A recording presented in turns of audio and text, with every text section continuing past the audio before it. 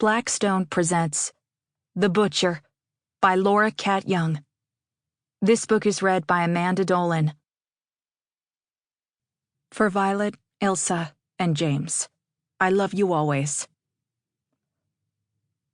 Part 1. Bequeath. 1. When Lady Mae went into the kitchen to wash the dishes, she found that her mother had left her kit at home. It sat on her mother's side of the old, worn table, inches from where Lady Mae stood.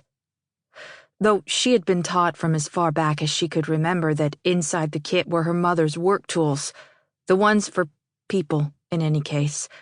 Lately, when Lady Mae found herself in the presence of the kit, there was a knocking at her breast and a speeding in her heart. The kit itself was small and ordinary, no bigger than the book containing Settlement 5's bylaws.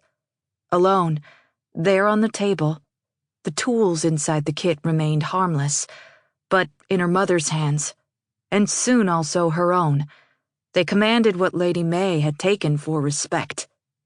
And that's what it was, right? The bowed heads, the quiet that fell on the square when she and her mother walked into town.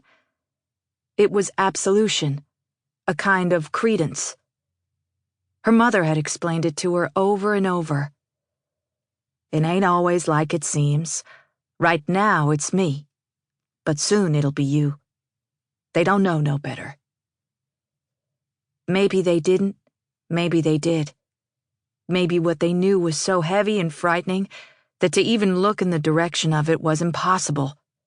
And so, when Lady Mae and her mother passed the other residents as they stood still on their porches with brooms in hand, their eyes stayed at the women's feet, lest they let it show. Lady Mae stood next to the table and looked down at the kit. Its forgotten presence in itself did not cause Lady Mae alarm. Perhaps today her mother was only working on the livestock, and the tools she needed, bigger and sharper, were hanging on hooks in the back of the depot by the livestock pen.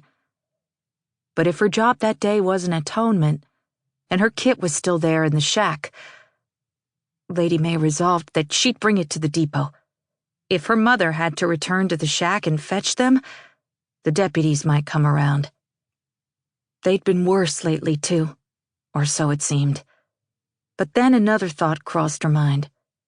In the 17 years she'd been alive, Lady Mae had never disobeyed her mother purposefully. Not once, not ever. But that morning as the hot wind blew up against the kitchen... Sample complete. Ready to continue?